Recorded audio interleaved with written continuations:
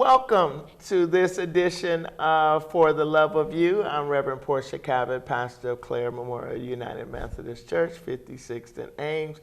And we recognize that you are so important, and to the point that we want to make sure that we inform you of services that are offered in the community, different organizations. And today I am happy to have with me Mr. Ira Combs, the Executive Director of the North Omaha Area Health, located at 5620 Ames Avenue, right? On the side of me. I don't want to say my back door, but on the side of me. Right across the street. Okay, so tell us a little bit about the North Omaha Area Health.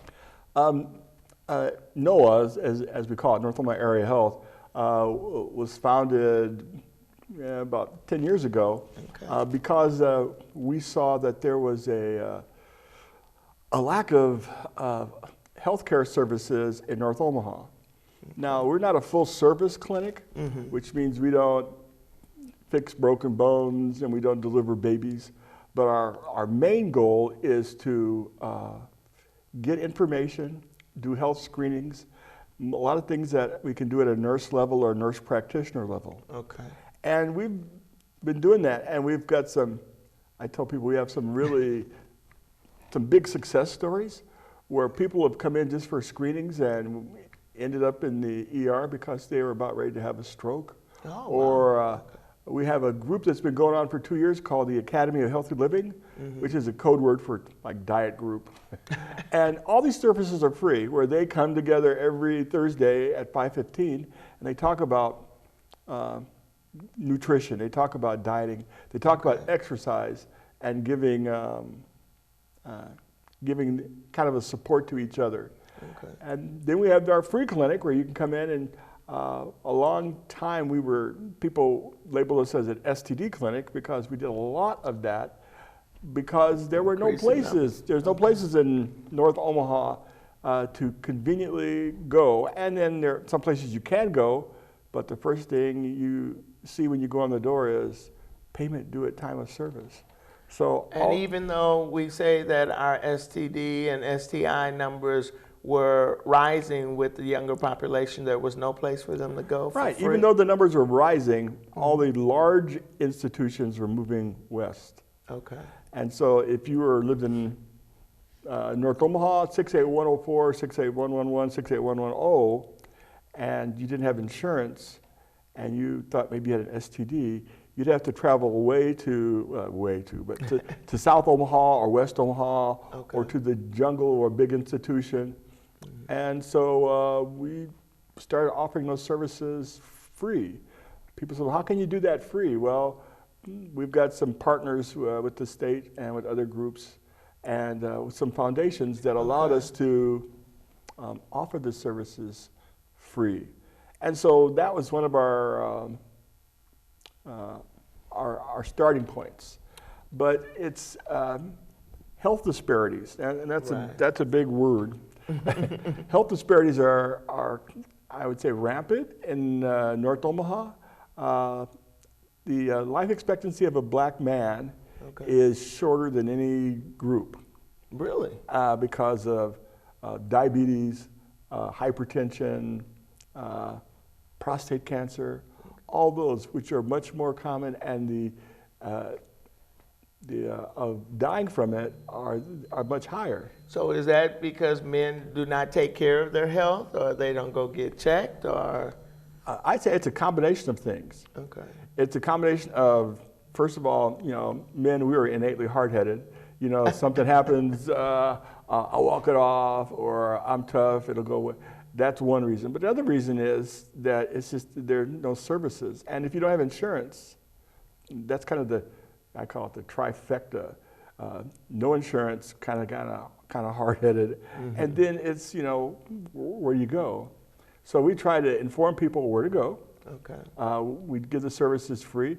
And we found out that giving services free, there are some men that have health insurance that still don't go, but they'll donate something to us. So it's that's the big the things we do are people are so impressed that in West Omaha, they'd say, oh, come out here and do this. I went, why don't you go check with UNMC Methodist or somebody? So they're trying to get Noah to come out. They're trying to get Noah to come out there to West Omaha because we've got this history of doing that and giving services. Well, not that I'm picky, but I would say, you know, we're trying to focus on these 3 zip codes. Now we go to South Omaha sometimes, and we go out a little further out west, not way out west, because we're small. We really can't afford, so we use our monies and efforts to where there's a greater need. Right, and even though for the health disparities and all of the higher institutions are focusing on minority health disparities, it's amazing that they want to take the services that are supposed to be geared toward North Omaha to take it out. With the high cost of health care, and we're still waiting on Medicaid expansion, has that affected y'all? Well, healthcare, the Medicaid expansion would benefit. The people would know where to come. Okay. They would, another group of people, we call it the working poor, were people that are essentially have a job, McDonald's, Burger King, or one of those $10 or $11 jobs, but then they offer insurance, but the insurance is so expensive. If you pay a minimum wage, can't afford that insurance. Or they'll give them catastrophic insurance if you have cancer, something like that. But as far as our annual checkup or something like that, or those kind of things, okay, I could go on, but I don't get my So do y'all do physicals? We do physicals. Actually, we did. We went to Benson High School, and they had a request, and we did 19 sports physicals for their football team. Okay. And we were going to do it free, but then some foundation at OPS or Benson actually paid us $25 for each physical. Oh, great. And so that's not what a physical costs. Physical usually costs $90, $100. But to us, that was a great benefit to us that helped us, kind of take care of the costs of the nurse practitioner who did it. I was just going to say, so you have nurse practitioners and RNs that work at the clinic. Right. Okay. We have a couple of doctors that volunteer. Oh, okay. We have a Dr. Meter. Just out of the blue, he called us and said he'd like to volunteer. And his specialty would be PrEP, which is it's prophylactic prevention against HIV. Oh, okay. And he's working with us, and he's working with a pharmacy company. So a person that comes in that is high risk for HIV can get treatment, can get medication, and get on the program free. Oh, okay. And people says, well, a lot of people says, well, why do you want to deal with all those things? Because the number of HIV is also higher in our community. I'm not quite sure of the numbers, but I know that we're only like about African American, about 15% of the state population. Right. But we're like about 60% of the HIV. That's pretty high. And so our goal is to keep people healthy. Some people would say, well, they should just stop doing what they're doing. We're dealing with people from where they're at. That's true. And before you can even change behavior or want to change behavior, you have to build a relationship. And I think I give my staff the greatest praise because they build relationship with people. People come in our clinic and they see our staff. Our staff, we have Japanese, white, African American, Sudanese. Okay, so diverse. Diverse. So they say, I can relate. Where you go to some other clinics, and it's like 100% white staff. Not saying that makes it less, but when you deal with people, you have to consider everything. You have to consider culture and training. I don't care what color you are. If you're not a good practitioner, I don't want you. Right. And the fact that it should be a variety of ages too, because there are different people who are in healthcare. But when people are sick or people are concerned about their health needs, they want to know that someone can relate to them or understand what they're saying and what they might not say. Right. And so that's the important part that I see in your staff that you have the different diversity, but you also have the younger practitioners that are willing to serve and give of themselves. We have a group called, they're called community health workers. Okay. And they're young people that are trained in basic things, how to take a blood pressure, how to take your blood sugar, how to counsel people on safe sex. I mean, all those things that are information that if you went to a quote unquote regular doctor that you may not get. My experience has always been, and I have good doctors at the Med Center, is that when you go in, a lot of times it's like one person does this, he comes in, checks your body over, writes your prescription, and you're out the door. We spend a lot of time looking for the cause and then building a relationship and letting the patient help us make a plan. Okay, so talking with the spending time is not a in and out. No, it's not an in and out. Okay, well that's the important part. So that's what I wanted to ask also. What is the age range of your patients? I mean, is it just for adults? No, it's for all ages, but we encourage, like we have some people that will bring younger children in. And that's okay, but if you're in the state of Nebraska and you have a young child and you don't have insurance, the chances are they will have insurance. Okay, child will. There are programs that cover children. And when you have a little kid, and everyone knows this, you probably need someone to follow them from birth through high school because of make sure that we can follow their growth and everything. So we encourage people to find a home pediatrician because we don't have any pediatricians. Okay, so if someone came to the clinic, could y'all make a referral or give them that information? We'd make a referral. And there are cases, I mean, case by case, like you have a 6-year-old that comes in and has an earache, then, you know, our nurse practitioner could deal with that. But then again, we would encourage and we'd help them fill out the paperwork so that their child could get, with Medicaid expansion, almost every child, if their parents are not working or parents are the working poor, would qualify for that program. Medicaid. Right. Okay. There's some programs we don't care if you have insurance. Like we have a flu shot program. I don't care if you have insurance or not. If you want a flu shot, because sometimes, let's say elderly people, they have Medicare and they can get a free flu shot, but they got to find transportation to get to the. I call it, no offense, I call it the jungle hospital where I would go to the med center. Okay. When I go to the med center, parking and the valet and then which building, which building and stuff like that. Where you can, if you want a flu shot, you can come right to us and the parking right by the door and get your flu shot. And so let's talk about 5620. Most people might not see it because it's not right on Ames. It sits back off of Ames. So what was that building prior? Prior it was some school of hair design or something. And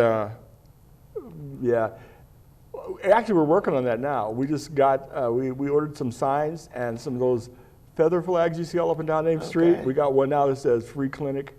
And we're going to put on the side of the building and put one in the back. And but it's right now, if you are coming down to Ames and you see places that you can recognize would be Planet Fitness and Family Dollar. Those are on the lower level of the complex. Right. Then there's a ramp that goes up right by NP. NP Mart, right? The old Sinclair filling station across from Clare Methodist. Right. And you go up there, and then right there's a door back there that you can. Because they just built the new facilities right across from the state DMV, Department of Motor Vehicle. They have a sign up there too. And then WellCare is now there.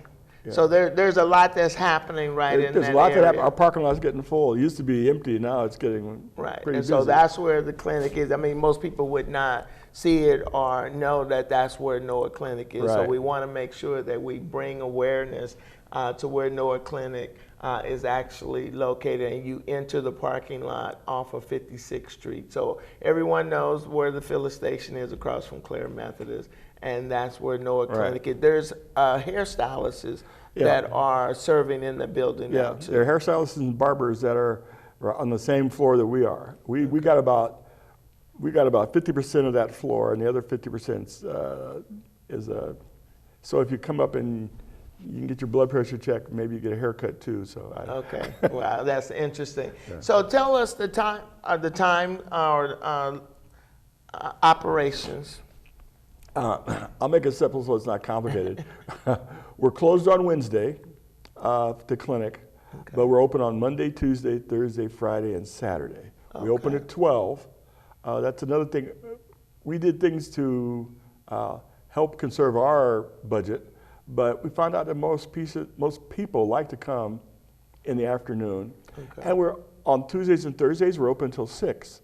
So if you're working or you got something at school, you can still make it at that hour. So Monday, Tuesday, Thursday, Friday, Saturday. And what's your hours on Saturday? Saturdays is 12 to 4. 12 to 4. So that helps. I'm sure that a lot of people can make it at least on Saturday. Now, besides those hours of operation, I noticed that y'all are in the community a lot too, doing different health fairs. Right. Well, let's things in the community. We have a thing called YOH, as YEOH. It's Youth Expression of Health, and it's a club that our outreach guy Shamari Huggins runs, and basically it talks about health careers, it talks about your health, and they meet weekly. And there's a club at Northwest, and there's a club at North, and then there Nayaba Molini has a club for girls at Girls Inc. We're also starting a club at Mount View. And so we're doing outreach because our goal is to keep people from getting sick. It's kind of a lofty goal because most people say, or most medical stuff is big money. Right. So if you have a heart attack, the surgery and the hospital stay, you're talking about thousands of dollars. If you're diabetic, the care you get, the insulin, it's big bucks. So we're trying to work it from the end. We're trying to keep you healthy, get you informed, so you never have to have a bypass surgery. You never have to take shots daily. We want to give you information so you can stay healthy. And of course, there's no money in that. Right. I mean, but it's more in just sharing the information with people, so that's a value. Right. So large institutions say, oh yeah, we're concerned about that, but they don't put money into that. And that's preventive care. Yeah, I mean, that's how I would say it. It looks like preventive care. And to be starting at the elementary school or dealing with students, I commend y'all for doing that, because if we don't help young people to understand their health now, as they get older, they will not be taking care of themselves. No, and they won't have the, why should I or how can I type of thing. So we big emphasis on that. Another program we have a lot of programs. It's called the Summer Intern Program at SIP, SIP.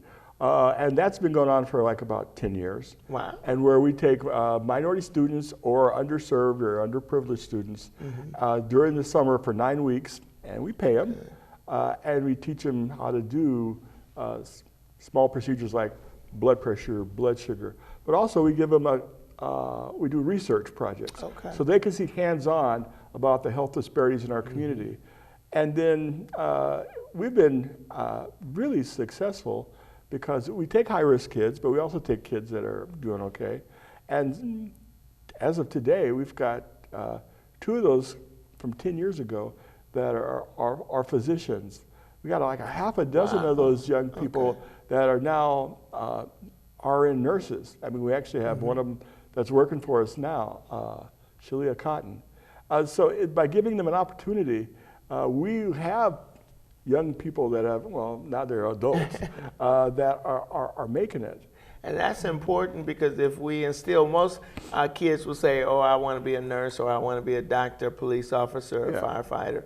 But if we actually allow them to shadow your summer programs, to understand what a community educator is, that helps them to know that they can attain to that profession. Right. I always tell people are really, I call it a success story. He gave me permission to use his name.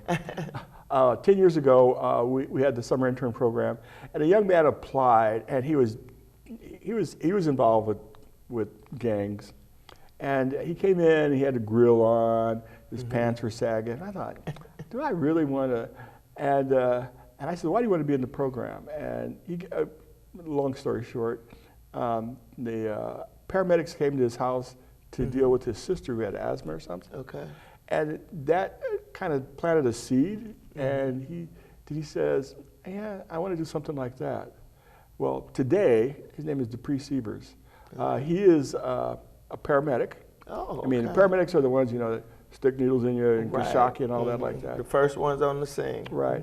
He works for an ambulance service. I think it's Medics at Home. Okay. But he also works at Children's Hospital as a paramedic. Oh, okay. And knock on wood, he's applied, and he's had his I think his last interview to be on Lincoln Fire and Rescue. Okay. And so giving young people a chance to help them find their dream, we have to give them a chance. Right, that's an important And there's some agencies that look at you and say, oh, you got a grill, you got sagging pants, we want to where we were then does not mean where we'll end up in the future. Right. And we have to give every young person a chance, because young people are exploring life and not sure. That does not determine their future. Yeah, they're moldable, and giving them a chance. Right. And as long as they have a passion, and he had an interest, so I appreciate that y'all fed into that interest. So in light of that, I know we want to do prevention, and you talked about diabetics and insulin.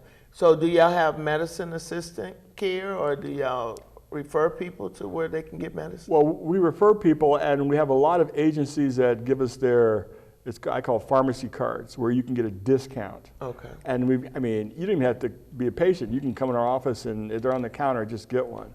And when I first saw that, I thought, well, that's kind of like a scam, but I tried it with mine, and I got insurance, and it works. And so I guess that company's idea is that they're going to put their cards where the need is, and it's needed in our community. And we do have sometimes a company will give us like insulin and things like that, but that's not our main focus. But if someone gives us insulin, we're not a pharmacy, but our nurse practitioner can reallocate it as long as it hasn't been opened and as long as it's not expired, that we can. So if people are in need of medications, there is some assistance or help that they can, because we hear so often that people will forego getting their medicine because they don't have enough money. Right.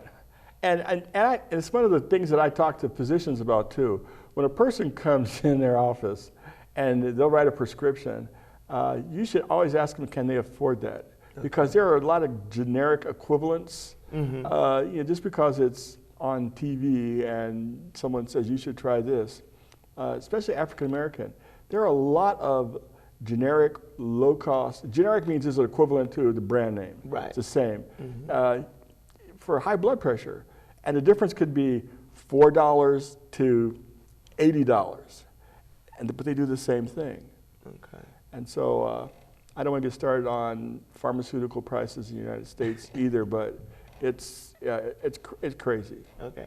Yes, it is crazy, and we realize that healthcare and healthcare costs is on the rise, but we have to continue to take care of ourselves, and that's why we have these segments, so that you will know what services are available in the community. Remember, you don't want to give up your health or not take your medication because you believe that you can't afford it. There is medication assistance. There are cards that are being given out at the NOAA clinic. 5620 Ames Avenue, whatever the case may be, we want to make sure that we continue to keep you the healthiest that you can be. Because we love you and care about you, won't you please do your part to take care of yourself? Thank you.